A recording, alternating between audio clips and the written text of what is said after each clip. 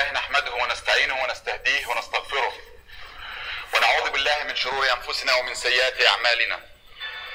من يهده الله فهو المهتد ومن يضلل فلن تجد له وليا مرشدا. ونصلي ونسلم ونبارك على سيدنا محمد صلى الله عليه وسلم. نشهد أنه حمل الرسالة وأدى الأمانة ونصح الأمة وكشف الله به الغمة. فاللهم اجزي عنا خير ما جزيت به نبيا عن أمته ورسولا عن قومه. اللهم اجمع بيننا وبينه كما آمنا به ولم نره، ولا تفرق بيننا وبينه حتى تدخلنا مدخلا. All praise due to Allah subhanahu wa ta'ala. We bear witness there is no Lord and no deity worth of worshiping but Allah subhanahu wa ta'ala. And Prophet Muhammad sallallahu alayhi wa sallam was the last messenger and prophet was sent to mankind. And we further testify that Prophet Muhammad sallallahu alayhi wa sallam has conveyed his message as was revealed to him without any changes or modification or deletion. وأشهد أن لا إله إلا الله وحده لا شريك له. Today's topic is a continuation of what we talked about last week about Sayyidina Umar ibn al-Khattab radiyallahu anhu, the second caliph or caliph after Prophet Muhammad sallallahu alayhi wa sallam. And he was the very first one to be called Amiralmؤمنين. We talked about how Umar became a Muslim, and then today we continue to shine the light on certain things that has happened in Umar ibn al-Khattab's life. And as we said last week, the life of the Prophet and the companion of him, they were full of stories, but the stories were not there for us to enjoy and laugh and have tea and sit around the TV or play the stories to enjoy them or tell the kids about them so they know they have great heroes in the life. The stories were documented and they still been the same way when they happened in past the last 1400 years or so to us as we've seen them today and as we read them today. And if you browse through the books been written in the libraries or Google or YouTube, the same story has been told for the last so many years. As far as you can remember, you will hear the same stories again and again, the same way that you read them in one place, repeated the same way, even if with different people and different times and so on. But today we'll try to shine the light in Umar's life. And I don't want you to hear it today, and when you leave out of here, I don't want you to get emotional because of my voice or because the nice words I put together. My voice is my voice, and the words I try to put together to you, it's for you brothers and sisters to benefit and sit and think. The only difference between creatures and human being is the brain. We are responsible for everything we do. Any other creature or not, they will not be granted heaven or hell. Once they die, they die. This is the end of it for them. And Allah will judge animals against animals and so on, except human. And Allah subhanahu wa ta'ala given some of the most, to human most, one of the most precious things is your brain. And if you don't use it, then you cannot call yourself a human being. You can call yourself anything. You can relate to yourself to human being because you have things look like human being. You do things like human being. You eat and drink and sleep, and you have arms and eyes and legs like human being. But at the end, you're not a human being before Allah subhanahu wa ta'ala, because you'll be judged as a human being, but what do you do? So instead of going in philosophical way and giving you speech and introduction, we get into the issue. As one of the brothers said, I like when you get into the issue. Umar ibn al-Khattab became a caliph, and then he ruled the Muslims for a period of time estimated to be 10 years, 6 months, and 2 days. And I don't want to get into the hours. But what did he do in his 10 years? And as we said last week, I'm 47 years old. And looking back home at the Middle East, you have the same ruler. They ruled us, they sent generation and generation.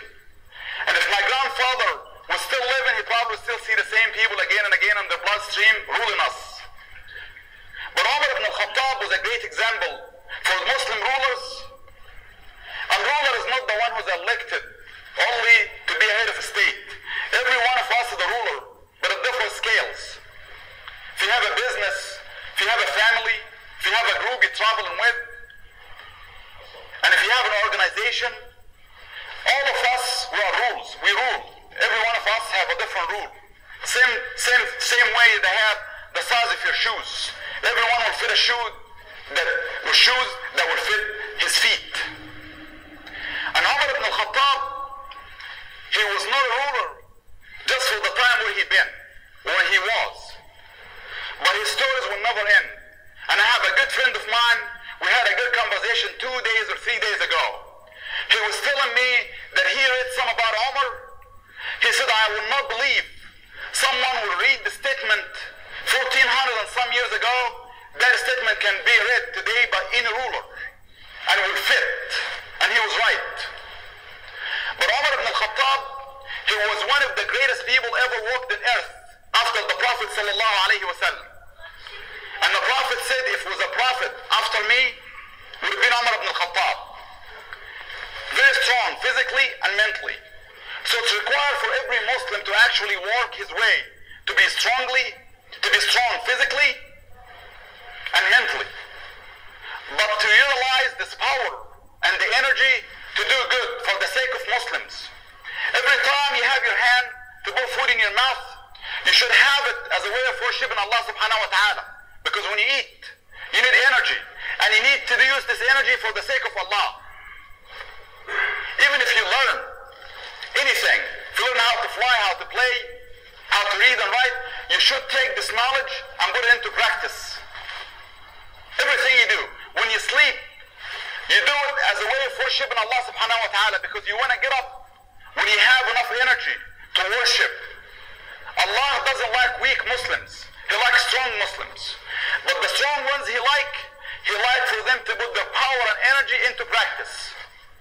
You can be a scholar or a doctor, PhD and all this, and you can work and get salaries, and you can take your salaries and take vacation for your own self. Or you can be a multi-millionaire man and use this money to harm Muslim and non-Muslim. It's not accepted from Allah subhanahu wa ta'ala.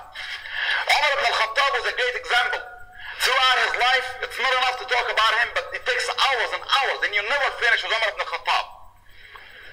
Umar ibn al-Khattab radiallahu anhu have invented a lot of things that we're using today. He's the very first one to invent express mail, UPS, DHL, believe it or not.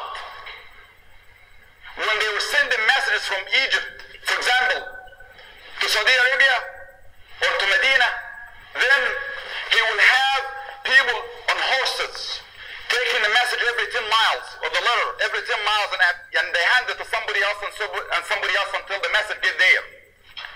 He was the very first one to have people names so he can keep up with their salaries.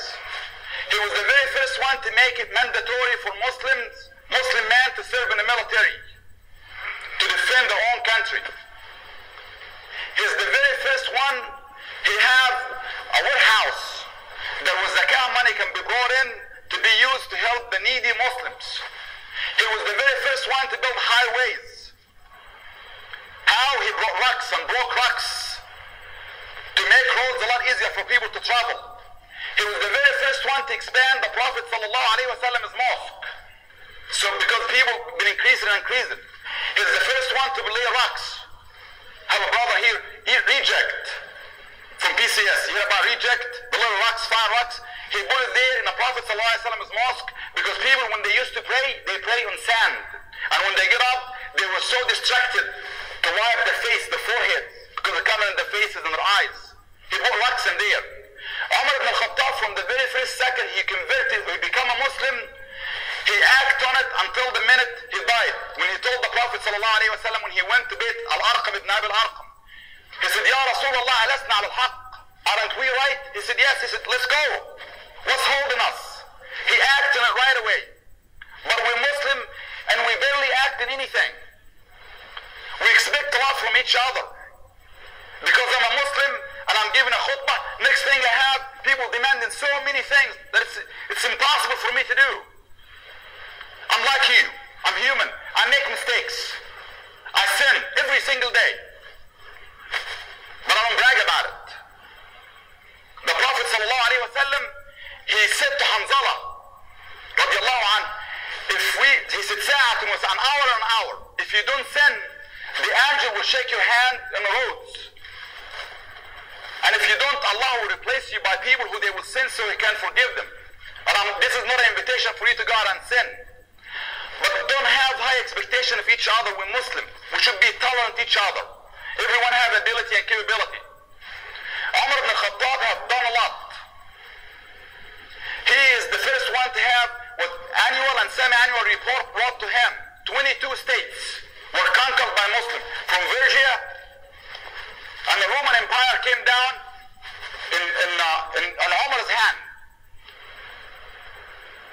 عمر بن الخطاب, he said, لو عثرت شاة في العراق لسئل عنها عمر بن الخطاب لماذا لم تمهد لها الطريق. If a cattle have a problem, trip in Iraq, Umar was in Medina, about 700 or 800 miles away. No, not quite that, 400 miles away. He said he would be responsible why he didn't pave the road for her. This is our more stories.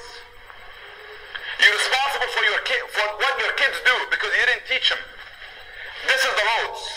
You'll be held responsible for it. You're responsible for the food that you put on the table for your family to eat. Where did you get it from? What sources did they use to buy this food with? Did you lie about it, cheat about it? Did you go to your job and you didn't do it right? How many of you have a job and you go there, you use access to internet and paper where you work at, and you eat up the time that they pay you to do something else? How many of you? How many of you come to the mosque and wash and leave the water running because he's not paying for it? He thinks somebody else will. How many of us